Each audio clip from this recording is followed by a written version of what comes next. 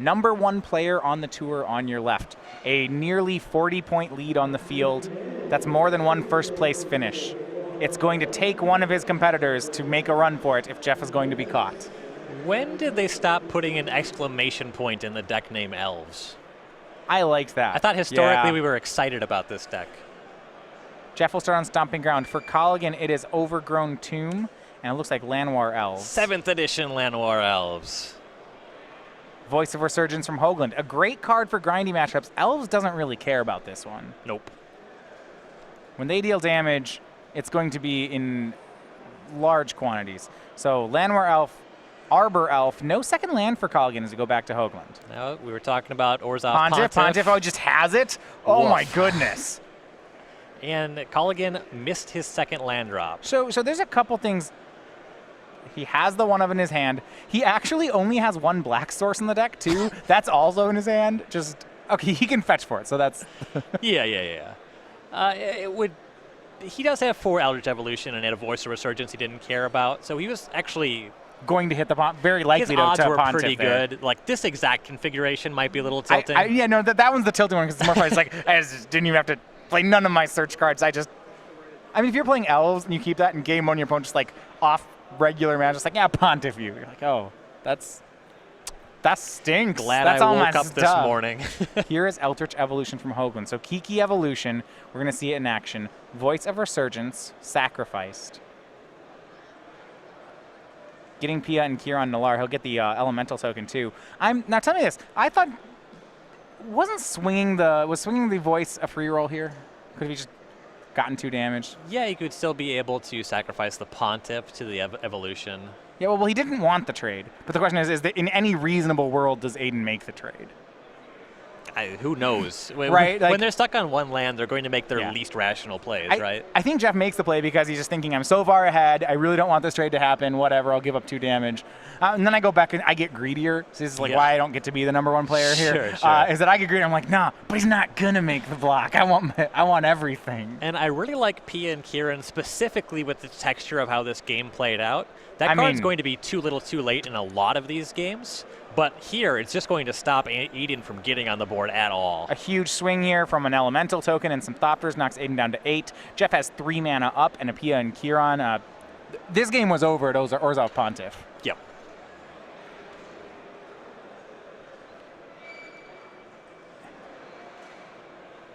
Elves is a deck that is very explosive when things go its way and it curves out, but when you're behind this far, there's really not much the deck is capable of doing.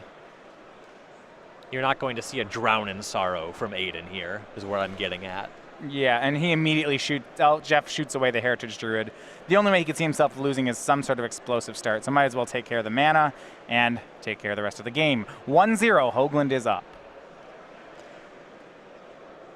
And I do think that this is a fairly bad matchup for Jeff in game 1. He's leaning pretty heavily on that Pontiff, depending on how Aidan's hand starts. Pontiff is a beatable card, though getting 3 for 1 is certainly not ideal.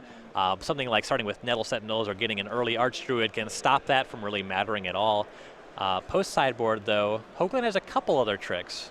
All right, we'll take a look at those in just a second. So Star City Games, you notice the pins we have going on. That's the Star City Games Creature Collection. So you see that on our pins. You can get it on just about everything if you like these kind of arts, and I know I do. Young Burrowmancer, he's been the one of the month. You can get him on your playmat, on your sleeves, as part of your player bundle.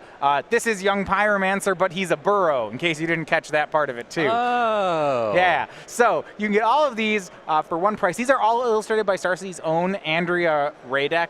She does all the creature collections and does great work. So that one's available now. That one you may know from game night. We also like to have some that are not actually on our pins, just as other art. And we have the Fruit Bat as well. And this is just kind of an adorable creature. See, you think Fruit Bat means he's in a piece of fruit, right? He's eating the watermelon because that's what fruit bats do.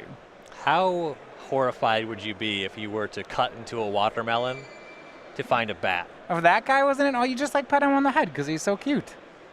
Anyway, it's the perfect summertime food on your playmat and on just about everything else. You can browse these and buy them, starcitygames.com/creature collection. I do like the Fruit Bat. When it's in a piece of art, I can agree to the cuteness. He's just having a great time there. Just snacking. So it's on cloud 9. Aidan Colligan, we're going to look at his Elves sideboard first here. So a crushing game one from Orzhov Pontiff. He's got Fracturing Gust, Reclamation Sage. Those are 2 ofs, and then a bunch of different 1 ofs. He also is actually playing 2 Eldritch Evolutions of his own. But I think he's more the question deck, not the answer deck here. Yeah, certainly. He's just trying to play his game, be proactive. I like getting the Elvish champion in here. You know that Jeff can beat you up with Orzhov Pontiff. So the faster you can get a Lord on the table, the better. Yeah, that Forest Walk too, right? Sure do. Okay, Jeff's going to play some of those. Yes. All right, Jeff's side of the sideboard. For Jeff Hoogland, we have the #1 player here on the SCG Tour. The 25-year-old from Bloomington, Illinois. We're seeing him at just about every tournament this season. That's because he is top 8ing just at a breakneck speed. He has 15 open top 8s. Now, one thing you may not actually know about Jeff Hoogland, he hasn't actually held the trophy yet. I mean, he's going for a much bigger trophy this year, no doubt, but doesn't have that win just yet. With 15 top 8s, he is certainly operating below trophy expectation.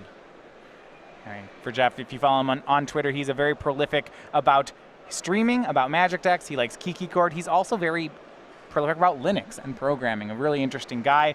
This has been his breakout season, no doubt. Yeah, it's been a great season. Started with great modern results. Even playing some pretty innovative and cool decks and standards, getting some solid results there as well. All right, we're going to look. So Jeff's sideboard here, Aidan is going to 6 cards at the moment. He has a lot of tools here, and that steal of game 1 is going to really help him out. The first thing I'm looking at is the first card on the list, 3 copies of Engineered Explosives. That card's fantastic against Elves. Yeah, definitely. It's just going to be able to clean up a bunch of 1s. If Aidan's able to set up multiple Lords, you can clean them all up that way. This card is just going to be great.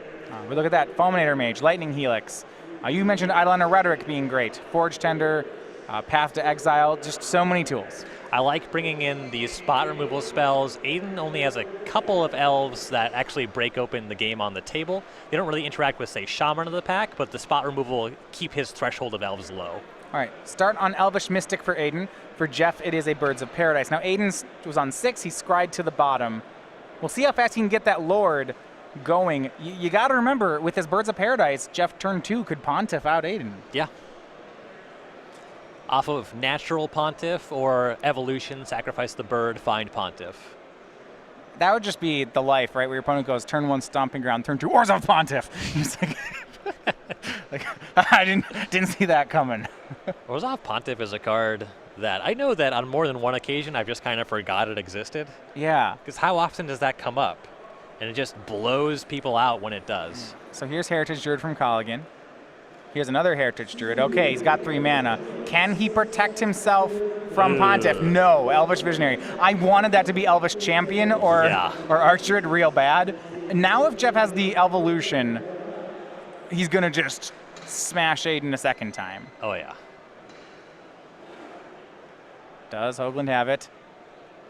2 mana from Birds of Paradise is Wall of Omens. I'm going to take that as a no. Yep, sigh of relief for Aidan here. Eternal Witness was drawn from Hoogland. So Aidan gets untapped with a lot of mana. 6 green worth of creatures. Now he needs to convert them from mana into damage. Looks like Aidan has a copy of Westvale Abbey in hand, which he can actually just, if he has 1 more elf, he can set up Ormandal already. There's no way that works, is there? This is also very good. Here's the Archdruid. We were talking about him wanting to have that. And another Archdruid. Okay, this is okay. Oh yeah, and now we have 1 elf left over. He'll swing. I think Jeff will call. Okay, block. Aidan says go. Good block. Good one. He saw it. Your opponent was tapped out with no cards in hand. Yes, you should block it. If Aidan had gut shots, that bird probably wouldn't still be hanging around. And it looks like Jeff can actually just make short work of this. He's going to Path to Exile away 1 Archdruid. We know he's got an Eternal Witness and land in hand. So despite the fast mana double Lord draw from Colligan, I don't know that he'll get any damage across. Yeah, though if Jeff expends the Path to Exile again and Aidan draws a 1 or 2 mana elf, we can still see Ormondal next turn, right? Yeah, you got to be scared of Ormondalling against a deck that's packing so much Path to Exile, but you're right, we could. Given that we know about Pontiff and Jeff is getting to the point where he can actually Court of Calling for it, I would be pretty trigger happy with Ormondal. Well, he's going to, instead of going for that Witness play, just tap for a turn 3 Linvala, Keeper of Silence. That's going to turn off the activated abilities of all of Aidan's creatures. It's not a bad one. And with Aidan, he was empty-handed, just drew the only card in his hand. He's in a lot of trouble. Yeah, Linvala makes no exception for mana abilities. Most of these cards would still allow Aidan to make green, which he could make a lot of, but not here. Meaning making tokens with Westvale Abbey not easy here either. Yep. Still 2 lands shy of making that work.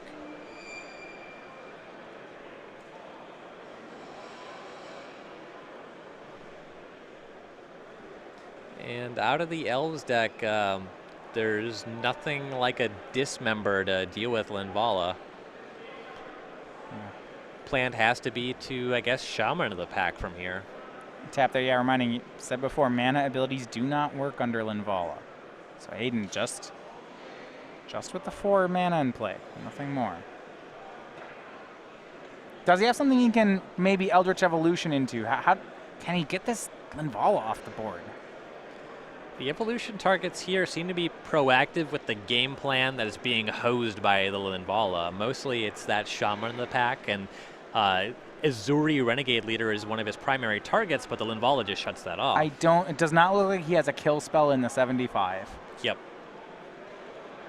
I don't know how he wins through Linvala then. It's going to be an attack with everything. A block. He'll take 4. Linvala takes care of Heritage Druid. Aidan will pass. I like what Aidan's doing here. I don't think it works. Right. But he knows that he has no outs to Linvala. So he's going to attack. You look at Jeff's hand. Pia and Kieran, Lightning Helix. I mean, yeah, here's Helix for the Archdruid. Undoes nearly all the damage. Scavenging Ooze from Jeff. This one's done. And Linvala, not symmetrical. Jeff's Bird still works. Right. Yeah, Jeff's Bird of Paradise works. His Scavenging Ooze will work. His Pia and Kieran will work.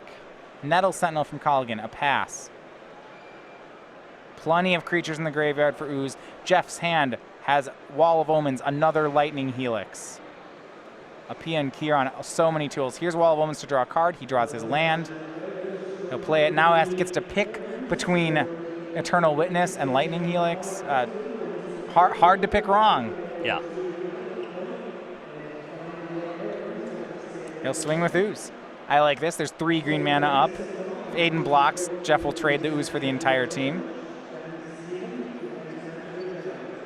Hangs back Linvala because in some crazy world he could take damage in combat and it's his best blocker. Yeah, there's no cards in Colligan's hand. So, yeah, I think he's ahead by enough that this doesn't really matter. He can kind of pick what he wants to do now. Yep. The thing he's got to watch out for is Westvale Abbey. And you know that notice that Jeff knows that because what he did with that turn was he Eternal Witnessed for Path to Exile. Yep. Aidan down to just 4 bodies on the battlefield. Right, well, he can end step make 1 with the Abbey, then activate Abbey. Jeff could lose that, but not anymore. Path to Exile. Yep. And now Linvala will start attacking. Here's Pia and Kieran Nalar. You see Jeff holding up that white mana for Path. He wants it on the land, not on the creature. Yep. Really smart move. Now 5 power of flying.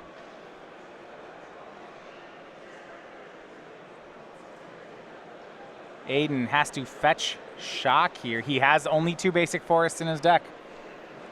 That drop down to 9 means that Jeff has lethal next turn. Down to 8.